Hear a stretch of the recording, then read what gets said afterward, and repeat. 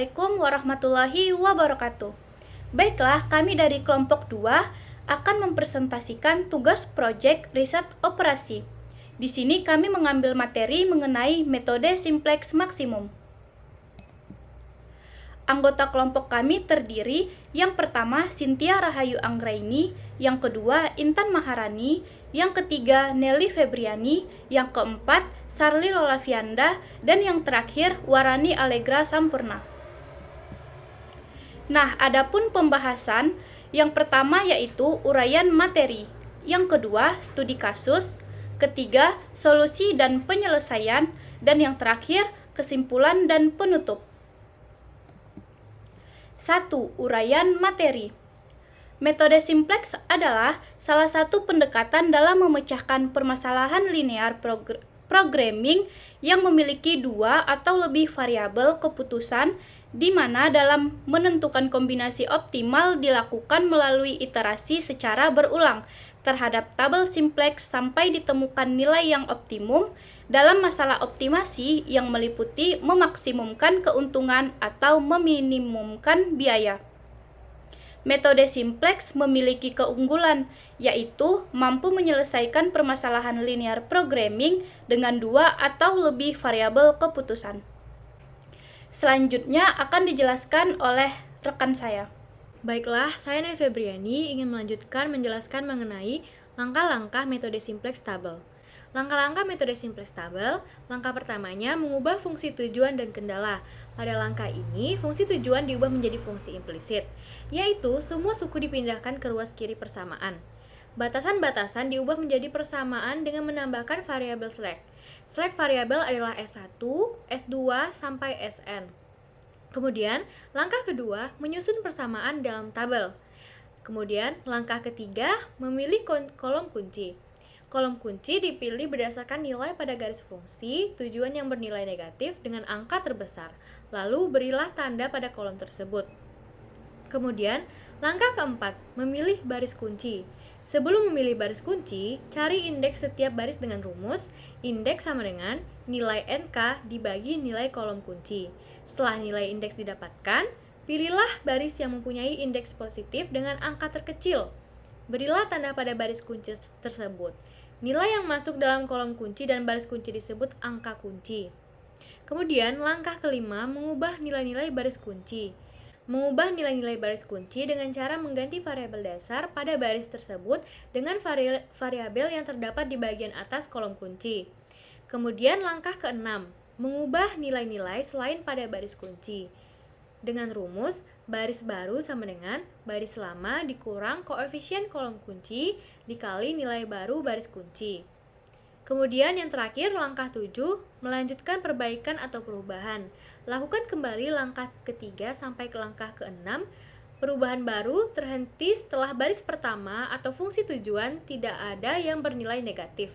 Jika sudah tidak ada nilai negatif pada baris fungsi tujuan, berarti hasil dari tabel tersebut merupakan hasil yang optimal. Baiklah, sebelumnya perkenalkan nama saya Intan Maharani dengan NIM 2102917. Di sini saya akan membacakan studi kasus dari tugas proyek kelompok kami. Adapun studi kasus yang kami gunakan adalah berdasarkan data dari CV Ira Sidarasa, dapat dilakukan pengelompokan atau identifikasi terhadap variabel keputusan, yaitu yang pertama 1 kue panada, yang kedua tepung terigu sebanyak 500 gram, yang ketiga telur ayam sebanyak 5 butir, yang keempat bola-bola regot, yang kelima tepung terigu sebanyak 300 gram, dan yang terakhir adalah telur ayam sebanyak 4 butir. Bahan baku ini diperlukan untuk setiap kue panada dan bola-bola regot yang diasumsikan bahwa permintaan konsumen sesuai dengan jumlah produksi. Sementara keuntungan perkemasan yang diperoleh adalah 1 kue panada, yang kedua adalah bola-bola regot. Sedangkan persediaan bahan baku adalah tepung terigu sebanyak 25 kg dan telur ayam sebanyak 5 peti. Untuk menentukan formulasi di atas, digunakan simbol X1, X2, dan Z, di mana X1 adalah jumlah kue panada yang akan dibuat setiap hari, X2 adalah jumlah bola-bola rogot yang akan dibuat setiap hari, dan Z maksimum, yaitu jumlah keuntungan kue panada dan bola-bola rogot. Tujuan CV Irasida Rasa adalah memperoleh keuntungan sebesar-besarnya dari kendala keterbatasan sumber daya yang dimiliki. Nah, maka dari formulasi model matematisnya adalah memaksimumkan Z dengan Z sama dengan 2000 X1 ditambah 1000 X2. Keterbatasan sumber daya dapat dibuat formulasi batasan-batasan sebagai berikut. Yang pertama, terigu yang digunakan adalah 500 gram untuk kue panada atau X1 dan 300 gram untuk bola-bola rogot atau X2. Dan kapasitas yang tersedia adalah 25 kg. Nah, yang kedua, telur yang digunakan adalah 5 butir untuk kue panada atau X1 dan 4 butir untuk bola-bola rogot atau X2 dengan kapasitas yang tersedia adalah 5 peti. Nah, dari keterbatasan tadi dapat kita buatkan tabel seperti berikut. Nah, dari studi kasus di atas, kami akan menyelesaikannya menggunakan metode simplex maksimum.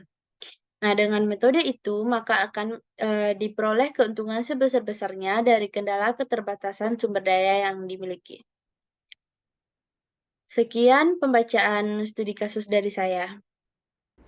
Saya Warani Alegra Sampurna. Baiklah, selanjutnya adalah solusi dan penyelesaian.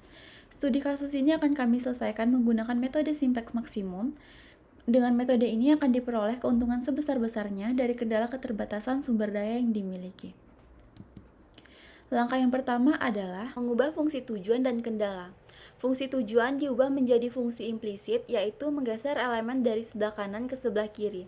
Sehingga fungsi tujuan ini menjadi Z dikurang 2000x1 dikurang 1000x2 sama dengan 0.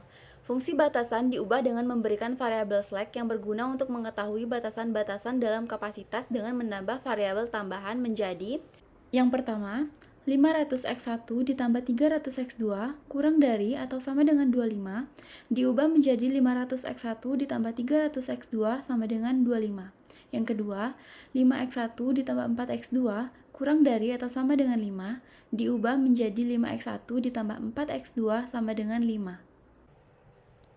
Jadi, fungsi tujuannya adalah Z dikurang 2000x1 dikurang 1000x2 sama dengan 0 dan fungsi kendalanya adalah 500x1 ditambah 300x2 ditambah S1 sama dengan 25, 5x1 ditambah 4x2 ditambah S2 sama dengan 5. Langkah 2, menyusun persamaan dalam tabel. Fungsi tujuan dan juga fungsi kendala sebelumnya kita masukkan ke dalam tabel berikut. Langkah ketiga adalah memilih kolom kunci. Untuk memilih kolom kunci ini, kita lihat pada fungsi tujuannya atau pada baris Z yang memiliki nilai negatif terbesar kita jadikan sebagai kolom kunci. Nah, pada slide ini dapat kita lihat bahwa negatif 2000 merupakan nilai negatif terbesarnya. Maka, kolom X1-nya kita jadikan sebagai kolom kunci.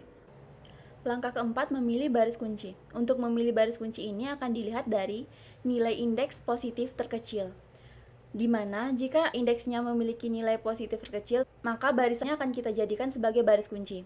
Nah, untuk mencari nilai indeks terkecil ini, ada rumusnya yaitu nilai NK-nya dibagi dengan nilai kolom kunci. Untuk S1, 25 nilai NK-nya kita bagi dengan kolom kuncinya yaitu 500 pada X1, sehingga kita dapatkan nilai indeksnya adalah 0,05, dan untuk S2 kita dapatkan nilai indeksnya adalah 1. Sehingga nilai indeks yang kita gunakan adalah 0,05, maka baris S1 kita jadikan sebagai baris kunci. Lalu, nilai yang masuk dalam kolom kunci dan juga baris kunci dinamakan sebagai angka kunci. Dari tabel berikut, yang merupakan angka kuncinya adalah 500. Sekian dari saya. Saya Cynthia Ranggraini akan menjelaskan tentang langkah selanjutnya, yaitu langkah kelima, mengubah nilai-nilai baris kunci. Jadi nilai baris kunci itu karena kita sudah mendapatkan nilai kuncinya yaitu 500, maka semua yang ada pada S1 akan dibagi dengan nilai kunci tersebut.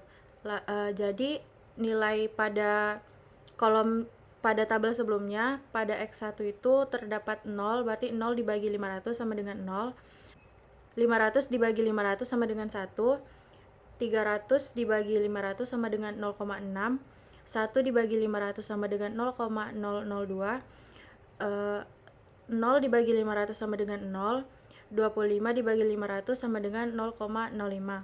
Maka nilai pada S1 akan berubah menjadi X1 dengan nilai-nilai baru. Baiklah, selanjutnya pada langkah ke-6, mengubah nilai-nilai selain pada baris kunci. Dengan rumus baris baru sama dengan baris lama dikurang elemen kunci dikali baris baru. Nah, di sini pada baris Z, nilai lamanya yaitu 1, nilai baris lamanya yaitu 1 dikurang elemen kuncinya yaitu min 2000 dikali baris barunya yaitu 0, maka didapatkan Z itu 1.